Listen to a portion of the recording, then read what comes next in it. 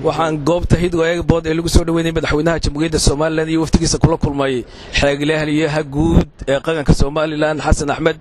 oo ku sugnaa bagyahanba magaalada London hawlo caafimaadna u joogay. Xasan bal marka waxaan ku weydiinayaa caafimaadkaaga inaad nooga wadanto. caafimaadkaygu aad iyo aad buu fiican yahay oo idinka arkaya aan talaabsanayo ordayo alxamdulillah ilaahay baan ugu mahadnaqaa marka horta caafimaadkaygu saas buu fiican yahay imkana soo dhaweyntii madaxweynaha dawantana xilligaas aan u joogno oo muxuu ahaa aan soo dhaweynayna madaxweynihii marka fursado fiican baan halkan kala kulanay madaxweynuhu waan la kulanay isagoo muxuu iyagana safarkoogii waqti dheer soo gaalanay ay daalanayeen runtii laakiin haddana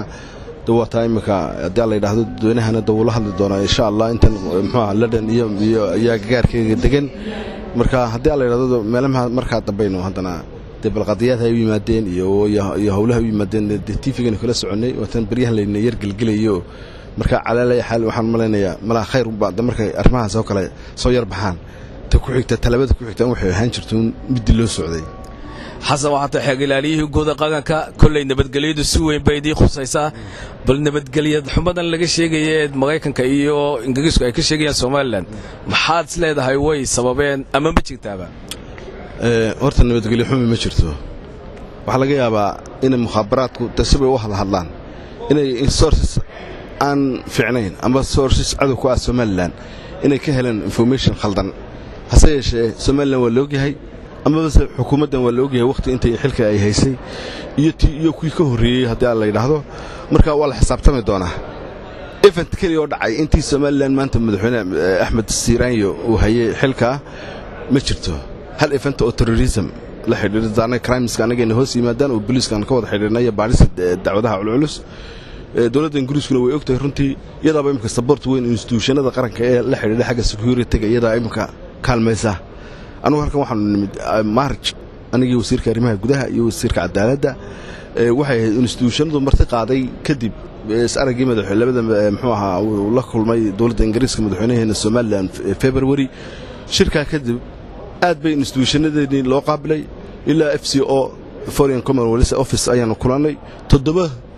muxuu ahaa hay'adooda kuwa intelligence-ka amba Scotland Yard amba muxuu ahaa hay'adaha muxuu ahaa sirdoonka amba xabsiyadooda ugu waaweyn amba bas muxuu ahaa la dagaalanka argagixisada amba Crown Prosecution Service oo Xeer-Ilaalinta muxuu ahaa Ingiriiska intaas oo dhan waan la wada kulanay waanu kala doodnay security-geena iyo qaranka halku taagan yahay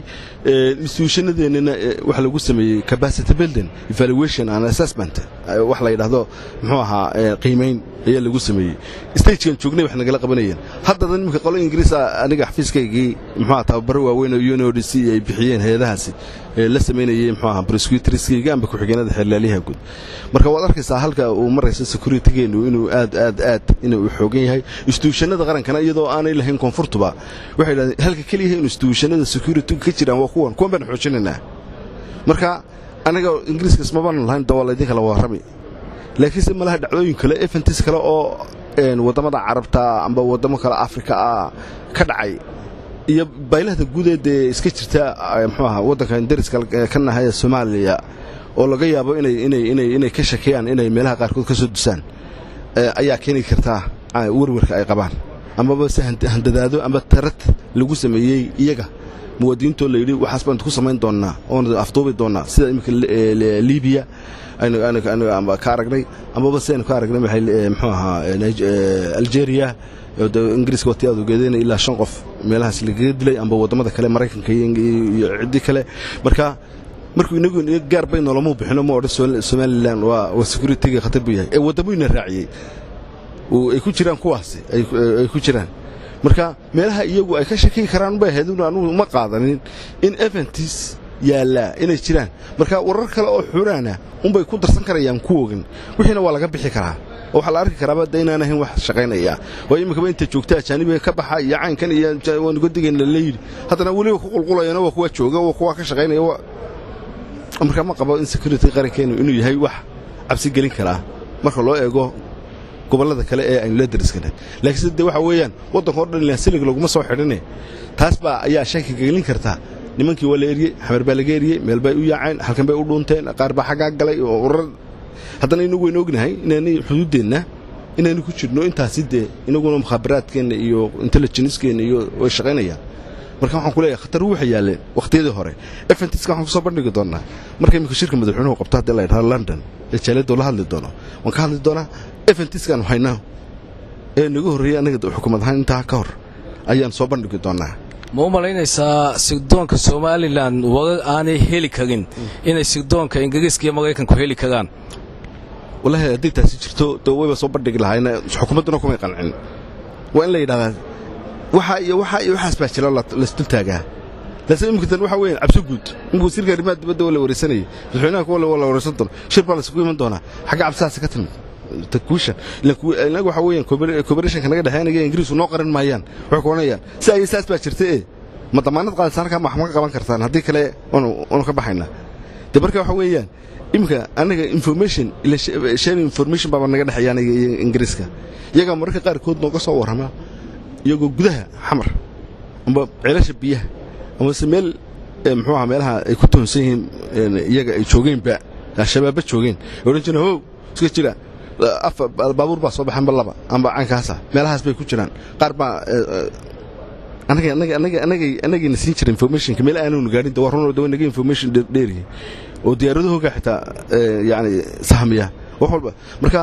way jiraan laakiin waxa weeyaan tarata looga soo guuraa مش إنجليز كانت هو أركز إنه القرحية 2005 مريكان بعد ركز بلا بنبهجله مركب حويان أنا كان نقوم بدعي وحاصل لكن وحيد فتيس دعينا عبادي يوجا ساشو دنبيين حسن كويديني وحويان دوغشدي ديجان كود عدي واحد مدعين يدد بدن عرق جليسي إن دد بدن أي صحافة ده بس فريسنا ينسيد تيفية ده ولا سوماليلاند وان واشتكيني إن واقع كقوقين بالشيء بس لا ده هيتالفتي وقيب بيكتها إن يددك يدلك جودي سبك بقين ما تاسو حوين ده اللي dadku wala og yahay meel wala mucaarad iyo isxaysi siyaasi ah ayaa ka socda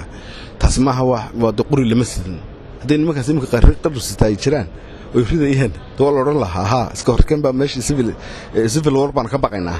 ama waxaan ka baqaynaa in dad kale oo caankaas in dhibaatadaasi wax soo gaaraan laakiin ma jireen dadku afay ka hadlayeen ama mudaharaad bay salmiya ay dadku kaga qayb qaadanayeen buuqiyo qaynka waxa doonaba ha noqday laakiin ma soconin muxuu ahaa wax isdhaafsi oo awooda